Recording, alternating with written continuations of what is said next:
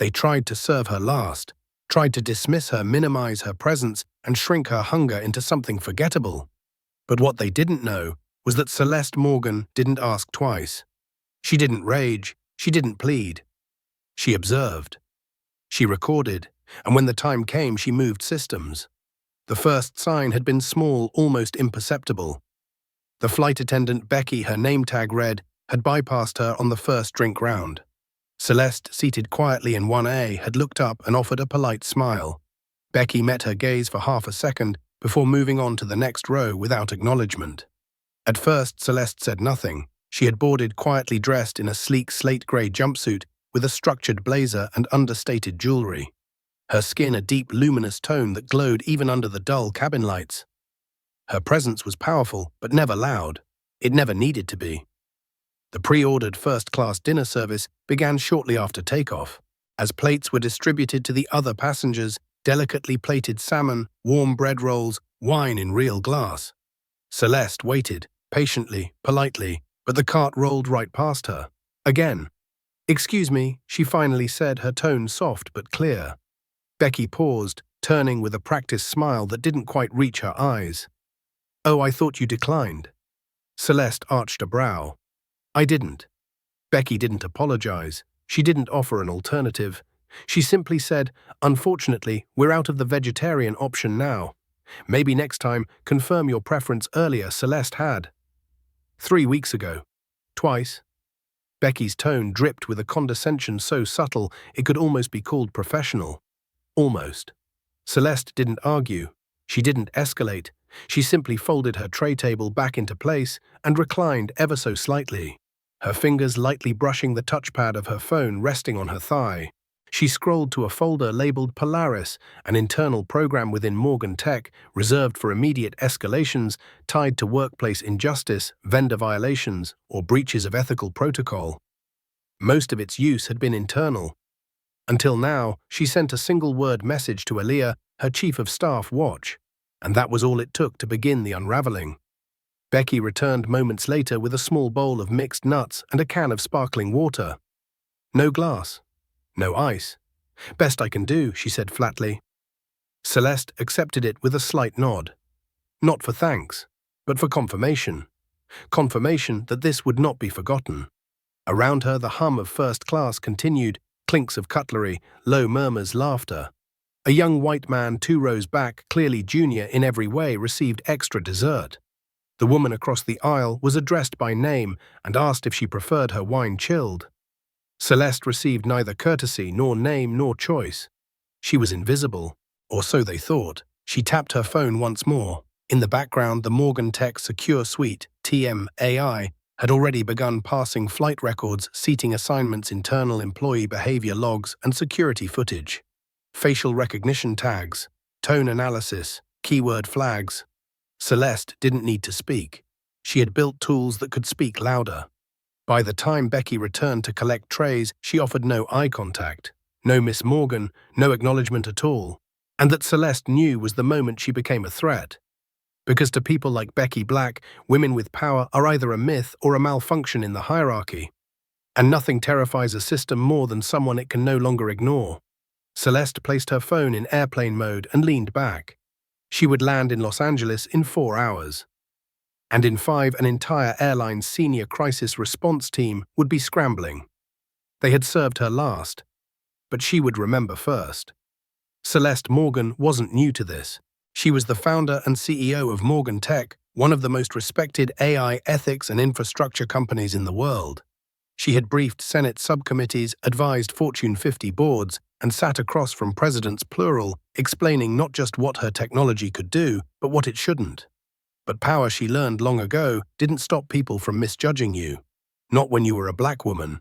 Not even in a tailored jacket and custom pumps flying first class with half of Silicon Valley's future strategies sitting in your inbox. To the outside world, Celeste was a titan profiled in Forbes' keynote speaker at World Tech Summit, dubbed the ethical oracle by Fast Company for her refusal to greenlight AI projects that lacked human accountability. But none of that mattered to Becky, because Becky hadn't seen the CEO, she had seen a silhouette. A seat number, a face she didn't associate with power. It wasn't personal. That was the most dangerous part. It was structural. Celeste understood the quiet violence of systems. Not the kind that screams, but the kind that forgets you, that assumes you're an assistant, not the architect, that smiles as it overlooks you and then calls it a misunderstanding. She'd seen it in boardrooms where she was the only woman of color at the table. In investors' eyes, when they told her, "We're just not sure this is scalable to mainstream audiences." In the early days when she'd show up to pitch a prototype and they'd ask, "Is your boss coming?" He was already here, always had been, and yet she never raised her voice. Celeste didn't move through the world shouting her worth. She designed systems that proved it. Systems that made bias visible, measurable, undeniable. Systems that held mirrors up to those who claimed neutrality but practiced exclusion. The seatbelt sign chimed on. She looked out the window, cities shrinking beneath her, and thought of how many people had boarded planes just like this one. People who didn't have a company or a task force or a team monitoring injustice in real time. People who couldn't call anyone because no one would answer. Celeste didn't want applause. She wanted accountability. Not just for Becky, but for every mechanism that allowed someone like Becky to float from cabin to cabin, flight to flight, distributing microaggressions like peanuts unchecked and unchallenged. She tapped her phone again, drafting a quick message in her notes app. She wasn't sure when she'd send it, but she wanted to capture the clarity now while the sting was still fresh. They didn't forget to serve me. They were trained not to see me, and I refused to build systems that replicate that blindness. She saved the draft, sipped her warm, flat, sparkling water, and waited. The reckoning would come. Not in flames, but in silence. With precision, with structure, just like the very system that tried to erase her. The clink of porcelain and polished laughter filled the cabin like a symphony she wasn't invited to join. An hour into the flight, the second meal service began. Light refreshments, fruit platters, espresso on demand. Celeste watched from her seat as Becky moved with robotic grace, her tone sugary and exact when speaking to a man in 1C. "Would you like your cappuccino with almond milk or oat?" "Mr. Sanderson," Becky asked, already knowing the answer. He chuckled. "Oat, as always." "You never forget." "Of course not," Becky replied with a wink. "You're one of my favorites."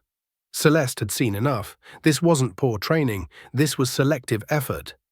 When Becky reached her row again, she paused at Celeste's seat tray, empty hands clasped. "Can I offer you anything at this time, ma'am?" she said with a polished smile, feigning civility like it hadn't been hours of erasure. Celeste didn't blink. "Yes," she replied. "I'd like what I ordered 3 weeks ago, vegetarian entree. Hot tea with lemon and the fruit platter." Becky's mask didn't crack, but her eyes flicked down to the manifest as if she was about to challenge the claim. Then, perhaps realizing who she was dealing with or suspecting that something was shifting, she gave a tight nod. "I'll check what we have left." Celeste leaned back. There was nothing left to check. The truth wasn't in the kitchen. It was in the behavior, in the way her name had never once been spoken, in the way Becky addressed others by name, asked about preferences, offered seconds, in the way she had been called ma'am only when Becky remembered to perform decency. That was the cruelest kind of erasure, not rage or insult, but the cold administrative kind, a protocol of disregard. And Celeste knew this type of suppression well. It was embedded in systems everywhere, in hiring platforms that filtered ethnic names, in healthcare diagnostics that overlooked black patient symptoms, in predictive algorithms that profiled before protecting. She had spent her life identifying those blind spots. Now she was sitting in one. And the worst part, Becky was acting on a system she hadn't designed, but one she embodied without hesitation. Celeste opened a secure file on her phone, quietly pairing it with the flight's encrypted satellite network. Her software, Echelon, activated its passive analysis feature. Audio patterns, visual interaction counts, and time-stamped behavior logs began compiling in real time. Becky's service patterns weren't just unkind, they were measurable. 70% more interaction time with white male passengers in first class. 0 personal name usage with Celeste across 4 instances of service. 3 errors in drink delivery for her row alone. Celeste's software didn't accuse, it simply observed. It did what Becky failed to do, it saw. When Becky returned, she placed a lukewarm fruit plate in front of Celeste. "No entree, I'm afraid," she said briskly. And we've run out of lemon. Celeste nodded once. Thank you, she said, but it wasn't gratitude. It was notation, the kind of moment that lives in legal reports and executive summaries. The kind that gets quoted in interviews when people ask, "When did you decide something had to change?" Becky turned and walked away. Celeste picked up a grape and held it between her fingers for a long moment before placing it back down. She didn't need it. She wasn't hungry for food anymore. She was hungry for accountability. And unlike Becky, she never forgot to serve it. At precisely 37,000 feet above ground, Celeste made her first move. From her phone, she sent a discreet encrypted message to Aaliyah Monroe, her chief of staff and Morgan Tech's silent operator, the kind of woman who could coordinate a congressional briefing before breakfast and still have time to screen vendors for ethical violations by lunch. The message was brief: activate Polaris protocol, scope Stratus Flight 227, cabin crew, log service, manifest internal comms, I want eyes on everything. Quietly. Aaliyah's reply came within seconds, already watching. Call if escalation required. Polaris wasn't just a program, it was an extension of Celeste's values, built in the early days of Morgan Tech when she realized injustice didn't only happen in data. It happened in denial, in dismissals, in rooms with smiling faces and silencing hands. Polaris had been used to flag internal bias patterns in HR pipelines, catch subtle pay disparities in promotions, and even uncover a hidden investor blacklist targeting women-led startups. But this was the first time it would be used mid-air, and it was personal. While Becky continued gliding through the cabin with syrupy attention for the right passengers, Celeste leaned into her quiet power. From her seat, she accessed the Stratus Airlines public compliance portal, where she submitted a guest experience report, not the canned automated feedback form, but the executive channel reserved for premium-tier clients. She did not request a refund. She requested data, specifically access to timestamps for her assigned seat service, flight crew assignments, cabin zone coverage, and confirmation of any recorded deviations in standard meal delivery protocol. Stratus's automated system responded with a request received note, but behind the scenes red flags had already begun to ping across dashboards. Because when Celeste Morgan logged a formal request, it didn't go to interns. It went straight to the top. Within 30 minutes, a silent chain reaction began. Compliance analysts at Stratus scrambled to verify whether Flight 227 had breached any guest experience standards. They pulled Becky's shift logs, cross-referenced catering reports, checked bodycam-style security footage from cabin crew, and in parallel, Aaliyah was building her own timeline, pulling anonymized data from other passengers, syncing it with Polaris's behavior heat maps. The bias wasn't just anecdotal. It was algorithmic. Becky's micro moves, where she lingered, who she acknowledged, how often she smiled, became a trail of digital evidence. Every shrug, every missed name, every moment of accidental omission was captured in crystal clarity. And that was the brilliance of Polaris. It didn't just show what happened, it proved how often it happened. To whom, and by whom. Celeste didn't need revenge, she needed records. Truth, logged, time-stamped, undeniable. By the time dessert was served, chocolate mousse in crystal cups again, not offered to her, Becky was smiling her way through first class, completely unaware that the walls of her career were already whispering. Celeste watched her, not with spite, with precision, because when you are a black woman in a world built to overlook you, you learn early that dignity isn't begged for. It's documented. And Celeste Morgan had just begun the most important documentation of Becky's life. Not to destroy her, but to dismantle the system that made her behavior feel normal. As the plane hummed quietly through the sky, Celeste leaned her head back and closed her eyes, not to sleep, but to remember. Because moments like this weren't new. They were layered echoes of countless others that had come before. Her present composure was built on a foundation of quiet humiliations, of underestimations, of misnamed introductions, of being spoken over and spoken down to. She remembered the tech conference in Zurich where she'd been asked twice if she was someone's assistant. She had just delivered the opening keynote. She remembered a venture capitalist in Palo Alto asking if she truly understood her own codebase. She had written it. She remembered being told by an investor that diversity AI was a trend, not a product. That same year, Morgan Tech doubled in valuation and licensed its ethics framework to the Department of Defense. Celeste didn't dwell on these moments out of bitterness, she studied them.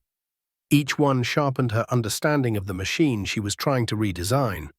Because power when you were a black woman wasn't inherited, it was architected, brick by brick, line by line, year by uncredited year. And every time someone like Becky dismissed her, they revealed the system's operating code that courtesy and care were earned only by those who looked the part, who matched the mold. But Celeste had never been in the mold. She'd been in the blueprint, and now she was the architect. She opened her eyes and glanced at her phone. Aaliyah had sent another update. Clean bullet-pointed clinical crew assignment logs confirm same lead attendant. Becky flagged in 2 prior guest complaints in the last 60 days. Guest satisfaction survey response anomalies, 20% lower positive ratings among non-white passengers in Becky's cabin zones. Footage review underway, suggested escalation. Initiate full Polaris, sweep across flight team and routing history. Celeste stared at the screen, her thoughts aligning faster than words could form. This wasn't just about her dinner, or one woman, it was a thread in a much bigger net. And that net needed tearing.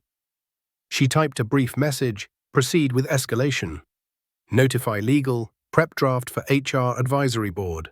I want to brief Strata's CEO within 48 hours. Quietly. Aaliyah replied instantly, understood.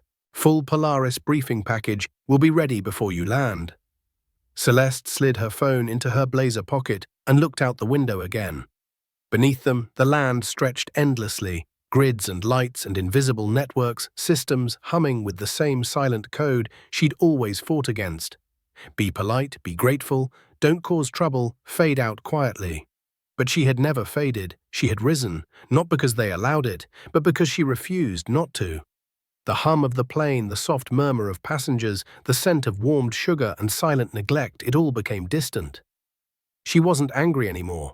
She was ready, because people like Becky had forgotten what Seat 1A really meant.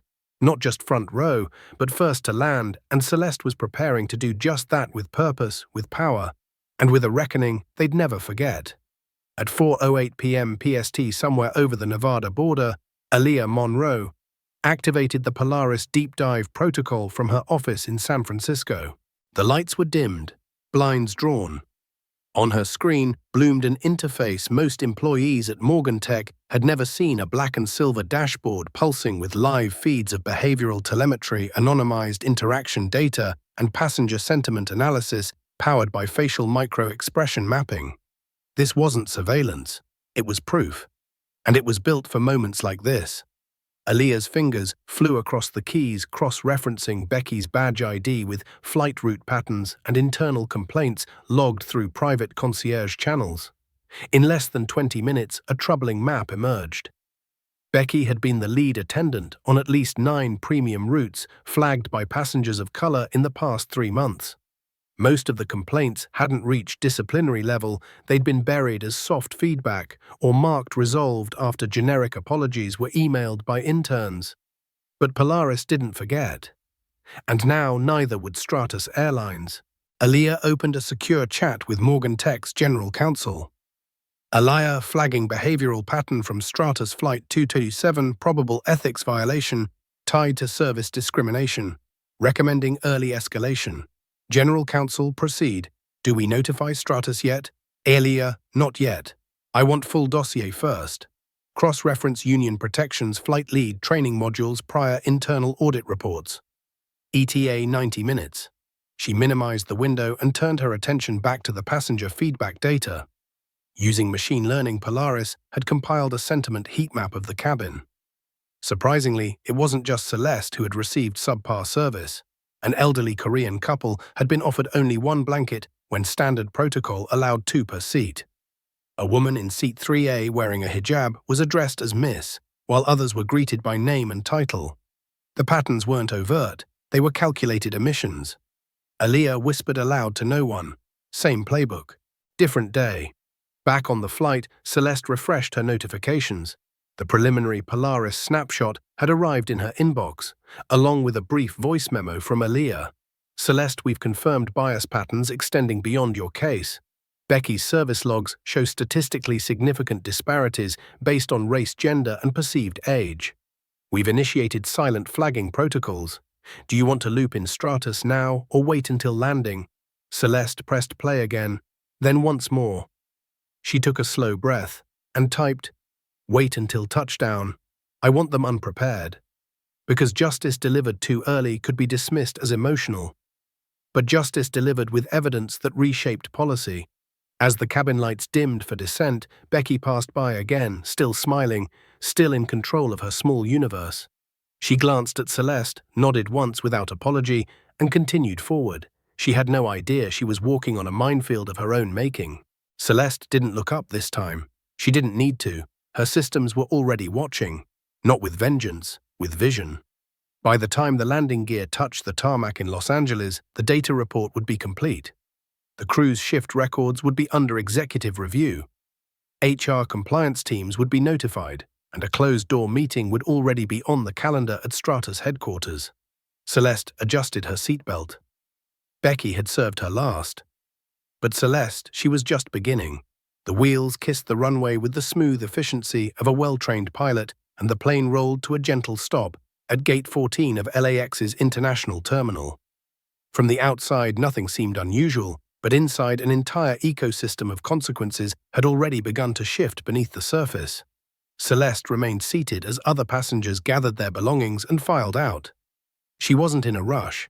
People like Becky relied on speed and forgetfulness.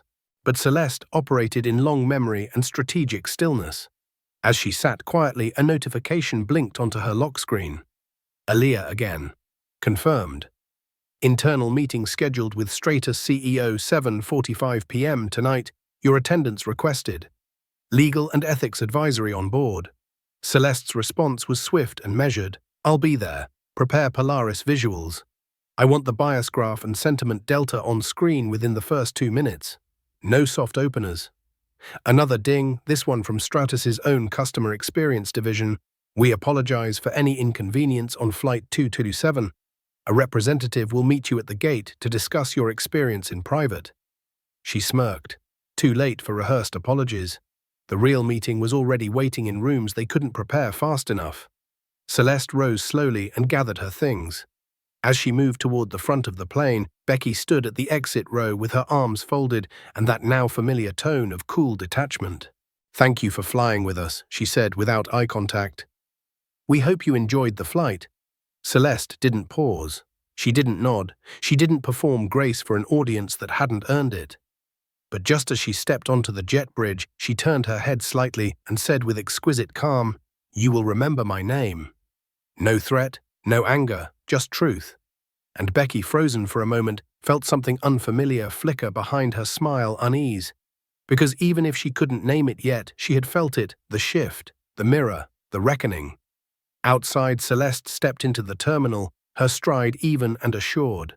Waiting for her near baggage claim was a discreet Stratus liaison in a dark blazer holding a folder and trying very hard not to look nervous. "Ms. Morgan," he began, "we're truly sorry for I'm not here for sorry." She interrupted, her voice cool, but never cruel. "I'm here for systems, and systems don't change with apologies. They change with accountability." He nodded, caught off guard, flipping open the folder. "We've arranged for a car to take you to our West Coast headquarters.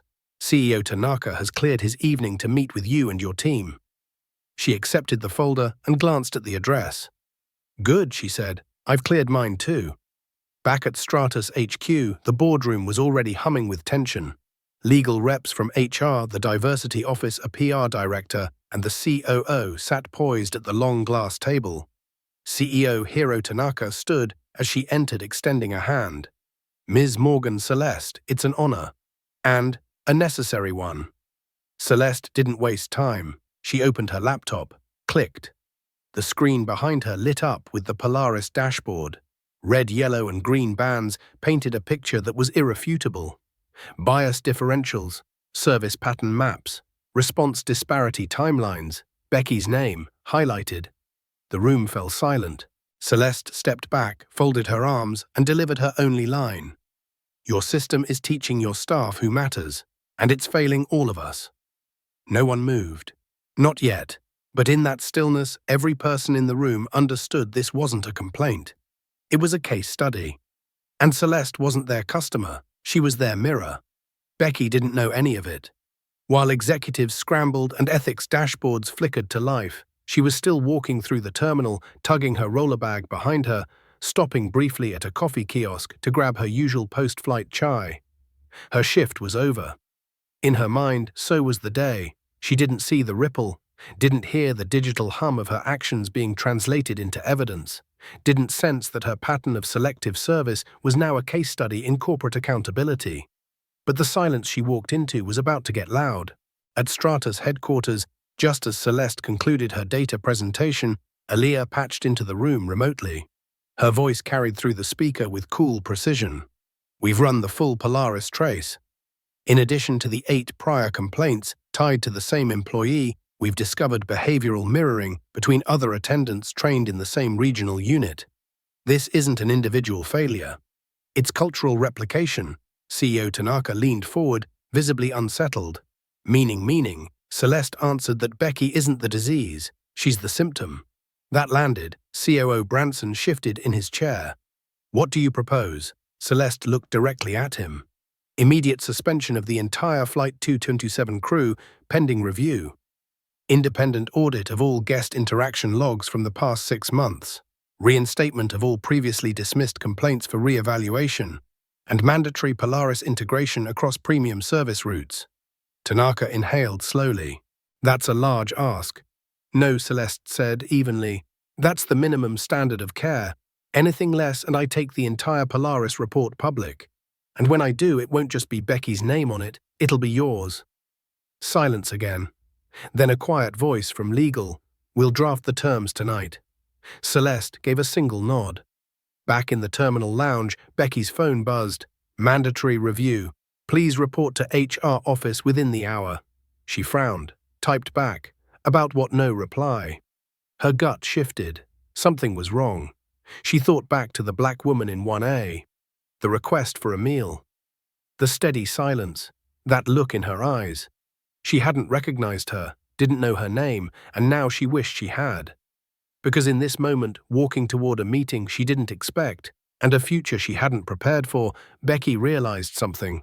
The people you overlook on a Tuesday at 30,000 feet might be the very people who rewrite your company's playbook by Wednesday morning. At HQ, as the HR team assembled, Celeste stood beside the door, not gloating, not glaring, just present. A symbol, a boundary, a truth. Becky arrived moments later, shoulders tense, eyes scanning the room. She saw Celeste, paused, their eyes met. No drama, no shouting, just recognition, not of each other, but of what had shifted. Because this wasn't revenge, this was reform. And for the first time, Becky wasn't in control of the tray table. She was the one being served a lesson. One backed, not by anger, but by evidence, by systems. By a woman who didn't raise her voice, she raised the standard. The next morning, headlines began to shift, not with scandal, but with structure. Stratus Airlines suspends entire first-class crew after CEO complaint. Polaris AI flags discriminatory service patterns change in the air. Black Tech CEO quietly forces airline reform without saying a word. Celeste didn't hold a press conference. She didn't write a Medium post or take a victory lap. She wasn't interested in going viral. She was interested in going deep into the roots of culture, into the machinery of policy, into the places where change isn't loud, but lasting. At Morgan Tech HQ, Aaliyah briefed their internal team on how Polaris had performed. Impact verification is underway, she said, during the executive huddle. Stratus has agreed to implement mandatory quarterly bias audits, beginning with premium cabin interactions. They've also initiated a retraining program that we'll be overseeing directly. Celeste nodded. And the crew suspended with review. HR has launched a full procedural inquiry. Becky will be the focus, but not the scapegoat. Celeste approved. Good. We're not here for scalps, we're here for standards. What mattered wasn't punishment, it was precedent. The ripples moved outward. Other airlines quietly reached out to inquire about Polaris licensing. A major hotel chain initiated a pilot program for staff interaction analysis. An Ivy League university requested Celeste to speak not about being black or being a woman, but about building systems of ethical resistance. Meanwhile, online, the hashtag Seat1A began to trend, not with rage but with testimony. A black father posted, "My daughter always wanted to work in aviation. I used to worry what she'd face. Today I showed her the story of Celeste Morgan. She smiled and said, 'Then I'll change things too.'" A woman shared, "Once a flight attendant pretended not to hear me for an entire flight. I thought I imagined it. Turns out I didn't. Turns out someone else kept receipts." Thousands of similar stories poured in. But Celeste didn't respond to them. She didn't reshare. She didn't like or quote tweet. Instead, she sent one text to Aliyah Begin Polaris Hospitality. "Let's expand," because the issue wasn't just airlines, it was everywhere. Restaurants, car services, conference panels, luxury retail, anywhere that discretion became discrimination, where bias wore a blazer and called itself policy. Back in her home office, Celeste sat before a whiteboard filled with sketches for the next evolution of Polaris. She sipped tea, freshly brewed this time with lemon, and made notes not about what had happened, but about what needed to happen next. Across the city, Becky sat alone in a sterile HR office, reviewing footage of herself. She barely remembered her own movements, tone choices. Watching not with guilt, but with dawning recognition. She had never thought of herself as unfair. She had simply operated, unexamined, uninterrupted, until now. Her supervisor looked up. "Do you understand why this matters?" Becky nodded slowly. "I didn't see her, and for the first time she realized that was the whole problem. Back at Morgan Tech, Celeste erased a word from the whiteboard, bias, and replaced it with another belonging, because erasing injustice wasn't enough. You had to build justice into the system, into every algorithm, every handoff, every seat, especially Seat 1A. 3 weeks later, Celeste boarded another flight. Same airline, same class, different energy. She walked down the jet bridge, her steps measured her presence impossible to ignore. As she reached the cabin door, the new lead attendant greeted her. Not with exaggerated deference, not with rehearsed performance, but with clarity. "Good afternoon, Ms. Morgan. We're honored to have you with us today." Her Seat 1A was immaculate. A handwritten card rested on the armrest. "Thank you for helping us grow. We remember." The Strata's first-class team. A flight attendant offered her a selection of teas, including the exact brand she preferred, with lemon. Celeste nodded politely, but her thoughts were already elsewhere. Because this flight wasn't about recognition, it was about reinforcement. She opened her laptop and began drafting a new white paper, "When Systems Learn from Reaction to Reinvention." In it, she outlined not only the outcomes from Polaris's deployment on Flight 227, but also the framework for other industries, hospitality, education, healthcare, to examine their invisible biases and operationalize accountability. Across the aisle, a middle-aged black woman traveling alone gave her a subtle smile, the kind that carried layers of knowing. Celeste returned the gesture, no words needed. This was the quiet revolution she had always envisioned, not performative apologies, not tokenized gestures, but infrastructure with integrity. Midway through the flight, the pilot made an announcement. "Ladies and gentlemen, we'd like to acknowledge a special guest on board, Ms. Celeste Morgan, CEO of Morgan Tech, whose recent work in equity systems has inspired an industry-wide movement. Thank you for flying with us, Ms. Morgan." Applause trickled through the cabin. Some passengers looked her way, others simply nodded in recognition. Celeste didn't smile out of pride. She smiled out of relief, not for herself, but for the future. Because she knew that somewhere down the line, another young black woman would step into Seat 1A without needing to fight for it, justify it, or explain it. She would sit, be seen, be served, and never question if she belonged. As the plane began its descent, Celeste closed her laptop and gazed out the window. Below her, the city stretched wide intersections, runways, networks, each one an opportunity to design better. She thought back to that night, that meal she never received, that silence she refused to let stand. It wasn't about food. It never had been. It was about dignity served cold and justice returned hot, focused, and unforgettable. The wheels touched down. Celeste gathered her bag, and as the doors opened, a young attendant offered a farewell, unlike any she'd received before. "Thank you, Ms. Morgan. Your presence changed more than this cabin." Celeste nodded once, then stepped into a world she had just made a little more just.